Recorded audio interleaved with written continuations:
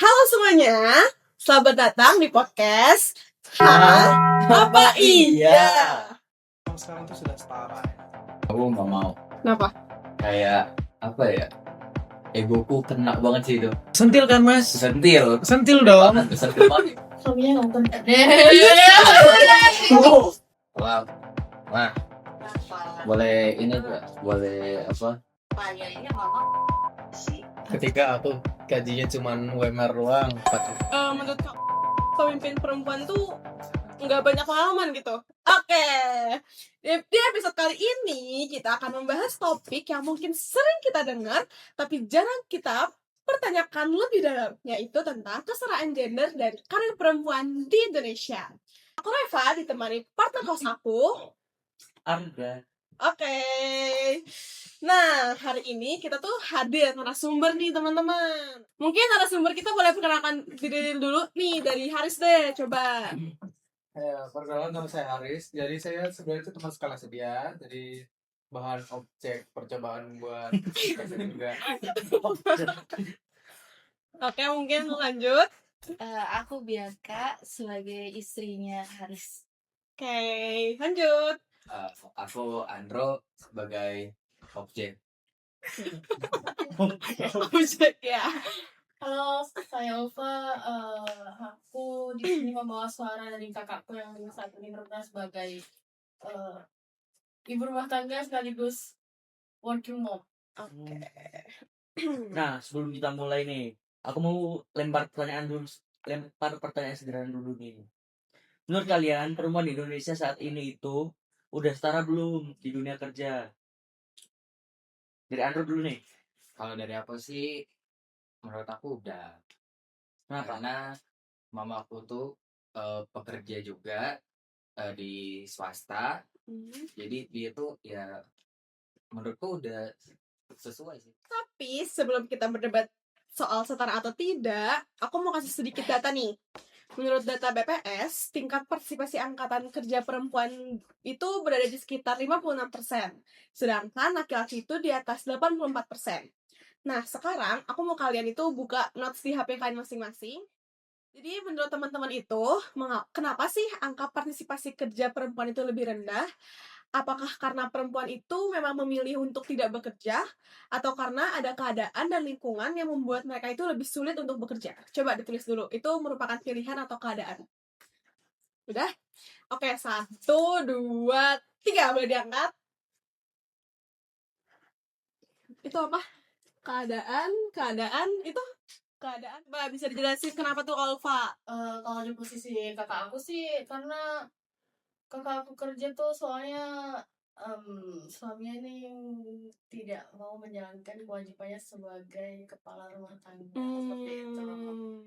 Kalau kenapa aku bisa milih keadaan? Karena yang pertama itu ya namanya juga keadaannya, jadi kayak dari orang tua juga, karena sudah dituntut untuk bisa hidup sendiri. Ya dari sekolah juga kebetulan aku udah nggak di apa ya istilahnya udah nggak dikasih uang jajan, jadi untuk berangkat sekolah pun itu harus cari uang sendiri. Dan untuk memenuhi kebutuhan sekolah pun juga harus cari uang sendiri juga, dan itu berlanjut sampai sekarang karena aku dari sekolah udah biasa kerja, makanya sampai sekarang juga kalau nggak kerja tuh kayak ada yang kurang gitu rasanya. Udah dilatih memang gitu Iya, ya. betul. Tapi sebenarnya selain dari keadaan juga aku juga bisa apa ya bilang kalau itu juga pilihan aku sih, karena tujuan aku bekerja itu sebenarnya yang pastinya kan dapat pendapatan. Nah, tapi selain tujuan aku mendapat pendapatan, aku juga pengen mengupgrade diri aku sendiri sih, kayak belajarnya kan dalam dunia kerja juga bisa belajar. Kayak gitu aja sih, Mas. Oke, menarik banget nih. Oke, tadi Kak Haris milih keadaannya. Oke, bisa tolong dijelasin kenapa tuh Kak milih keadaan? Karena di kondisi ekonomi sekarang yang begitu sulit, semuanya serba mahal dan juga keperluan juga kan semuanya mahal. Jadi terkadang ada beberapa orang yang memilih bekerja karena emang keadaannya emang sulit juga. Entah itu meskipun dia suaminya kerja juga kan, kadang kan cuma UMR doang kadang nggak ngangkat. Oke. Dan kan meskipun dia UMR-nya bagus pun no sorry bro, karena terkadang juga apa ya, bahkan dari keluarga pun, dari pertumbuhan ekonomi Indonesia saat ini yang terus menurun, kadang kayak terpaksa anak perempuannya juga harus bekerja. Oke.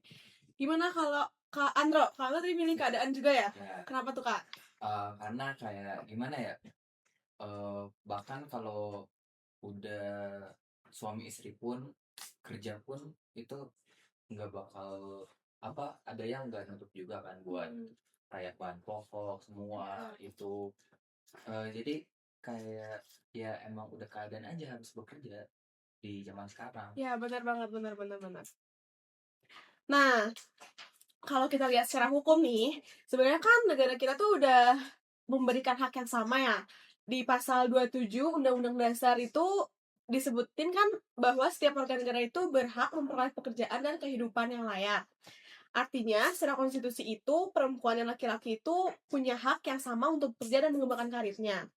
Tapi, kalau haknya sudah ada, kenapa sih kenyataannya masih ada kesenjangan? Nah, menurut teman-teman nih, hambatan terbesar perempuan saat ini ada di aturan atau justru di cara pandang masyarakatnya? Bisa dimulai dari Kak Andra dulu deh. Kalau dari aku sih dari cara pandang masyarakat ya. Kenapa tuh? Soalnya kayak banyak yang masih pandang sebelah mata itu buat apa, wanita tuh nggak bisa ini, nggak bisa ini. Tapi sebenarnya tuh bisa. Ya. Semua maksudnya semua manusia itu bisa. Tapi karena kan kalau menurut orang-orang yang kayak gitu, stereotipnya mereka kan kayak oh wanita lemah gini gitu gitu kan. Tapi itu sebenarnya enggak. Makanya itu dari cara pandang orang aja sih. Iya, benar banget juga. Kalau menurut Kak Ulfa, Di cara pandang masyarakatnya sih. kenapa tuh Kak? Ya, karena sekarang perempuan dipandang sebelah mata nggak sih, kayak yang ya kayak Kanrol tadi bilang cewek nggak bisa ini itu. Kayak menurut Kak Haris nih, gimana? Kalau menurut saya sih dari pandangan sih, sependapat kayak tadi Mas apa namanya? Mas Andro. Mas Andro. Jadi kayak ada beberapa peraturan di perusahaan atau tempat bekerja itu kayak mengharuskan pengen itu laki-laki. Kayak di beberapa posisi atau apapun itu. Kadang apa ya? Karena mereka punya stereotip sendiri tentang perempuan. Oke. Nah, ini nih, yang menarik nih. Kalau kita lihat di sosial media sekarang, banyak sekali orang yang mendukung perempuan untuk sekolah tinggi, bekerja, bahkan menjadi pemimpin ya kan. Tapi aku penasaran, menurut kalian, apakah masyarakat kita benar-benar siap menerima perempuan yang lebih sukses, lebih berpendidikan, atau bahkan memiliki penghasilan yang lebih tinggi daripada laki-laki? Kalau saya sih siap banget. Malah pengennya kayak gitu. Kalau emang saya udah punya banyak uang ataupun saya udah sukses, udah kerja duluan gitu kan, saya pengen istri saya juga kuliah juga nanti. Kalau dari Setuju banget. setuju banget. Setuju banget. Soalnya kayak gimana ya? Emang kenapa gitu? Kalau cewek lebih pendidikannya lebih bagus, lebih baru gajinya lebih bagus, dan semua itu karena ya kita juga kan manusia ya. Nggak perlu mau laki-laki atau perempuan ya sama aja gitu, sama-sama hidup. Jadi perlu dong. Sebagai manusia single yang hidupnya masih penuh eksperimen, Sik. mari kita tes. Andrew, coba chat orang tuamu. Kenapa? Tanyain, mah kalau nanti istri Andro gajinya lebih besar gimana? Aku jadi bapak rumah tangga aja ya sambil kerjaan itu. Coba chat. Iya, coba chat. Boleh. Boleh nggak? Boleh nggak? Cuma sih Boleh. yang tua boy. Boleh. Wow. Mak. Boleh ini juga. Boleh apa? Ini kan lagi podcast. Terus pertanyaannya nih, kalau apa Andro istrinya Andro gajinya lebih gede, terus Andro jadi bapak rumah tangga aja sambil jaga anak, boleh gak? Kayaknya mama nggak oke sih, nggak oke. Nggak oke. Karena kenapa tuh? Karena laki-laki itu di rumah aja stresnya lebih tinggi. Tingkat stresnya akan lebih tinggi dibandingin perempuan. Terus ada lagi kan? Ya itu pasti akan memicu apa ya? Memicu pokoknya bakalan ada apa ya kok bukan perselisihan sih, lebih tepatnya lebih di bawah perselisihan ya dalam rumah tangga. Oke, jadi nggak Di setuju. mana-mana itu laki-laki harus bekerja. Oke. What if I talk about the conflict? Kalau itu terjadi, apa yang bakal perempuan lontarkan? Apa? Menurut kamu apa? Apa? Menurut kamu apa? Ketika aku gajinya cuma UMR doang 4 juta 5 juta nih, terus kamu gajinya 5 miliar gitu, Boleh. terus ada konflik, Hmm. kira-kira omongan apa yang kamu bakal ngomong? Lebih ke tanggung jawab aja sih sebagai laki-laki.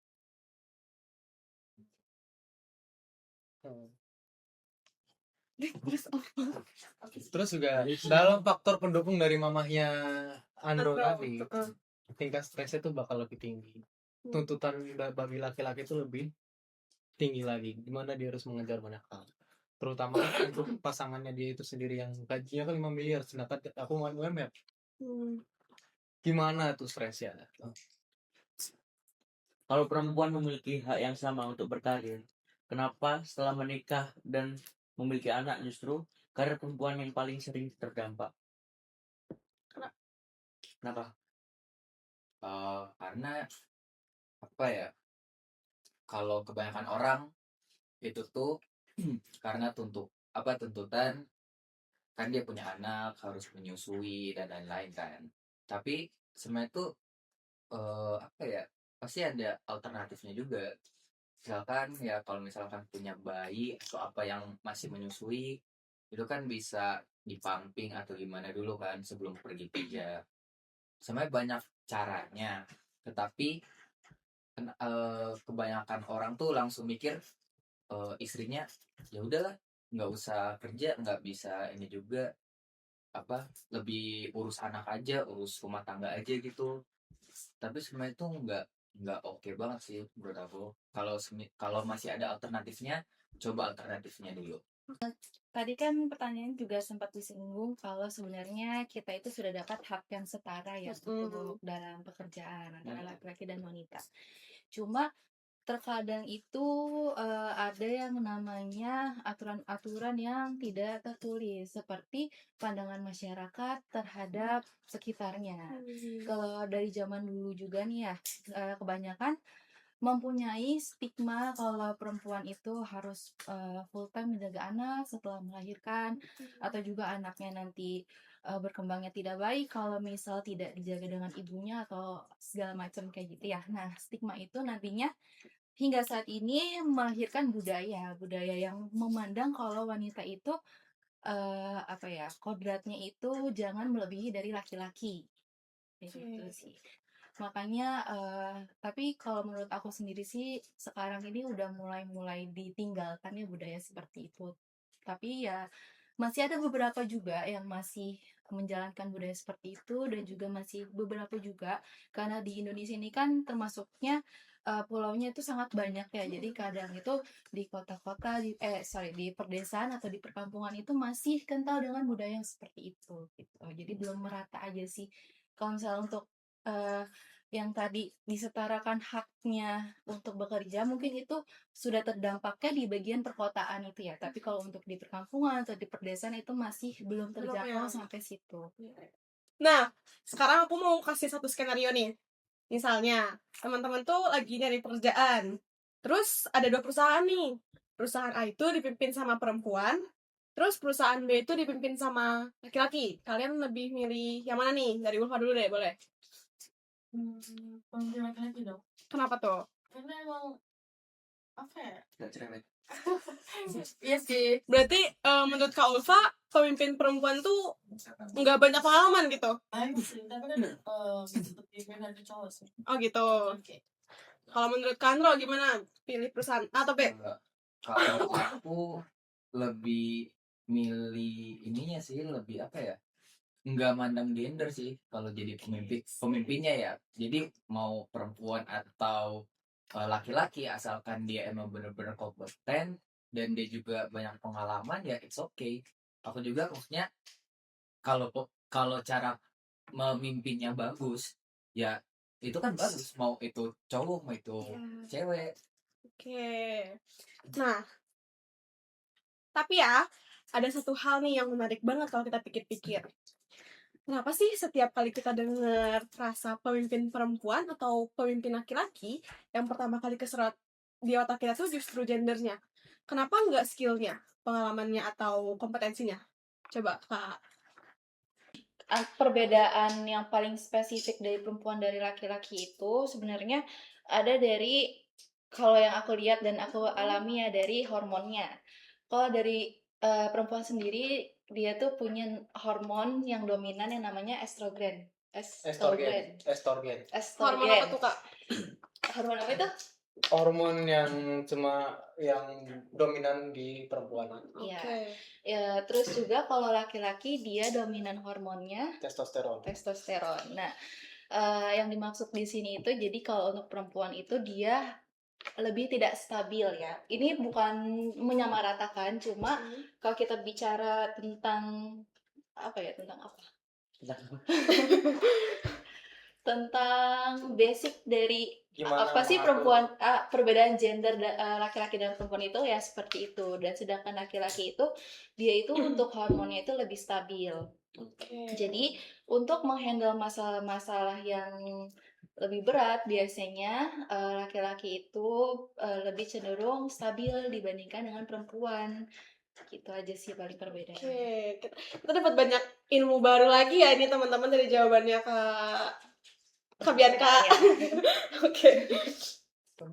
Tapi kalau kita balikin lagi nih ke topik besar kita hari ini, soal hak kewajiban warga negara, kan sebenarnya udah diadil banget ya, ngasih hak sama mutlaknya ke perempuan maupun laki-laki buat bekerja, berkembang, dan berkontribusi buat bangsa ya kan.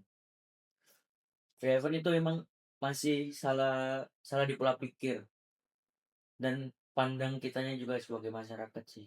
Aku penasaran deh. Penasaran apa tuh Kak? Sebagai masyarakat, apakah kita tuh beneran udah ngejalanin kewajiban kita buat menghormati pilihan hidup perempuan belum? Baik buat mereka yang emang milih buat gila-gilaan kerja karir, maupun mereka yang milih buat fokus penuh urus keluarga di rumah. Atau jangan-jangan kita nih sebagai Genji masih hobi banget ngasih label, stigma, dan penilaian yang berbeda-beda cuma karena standar gender. Udah ya, karena dari yang cerita-cerita sebelumnya juga kan kayak mamaku kerja baru, di keluarga besar juga tuh banyak yang keluargaku yang perempuan itu tetap bekerja, tetap kerja,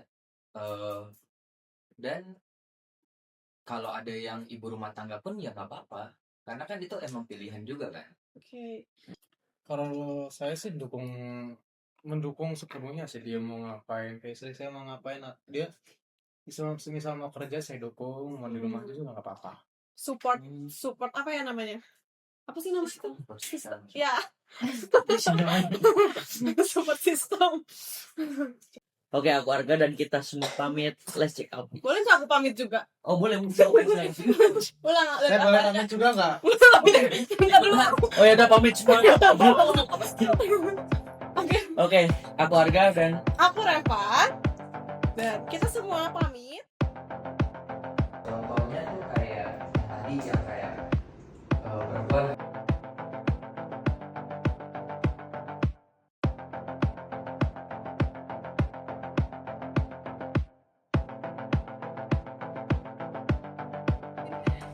Udah saatnya kita pakai jalan-jalan.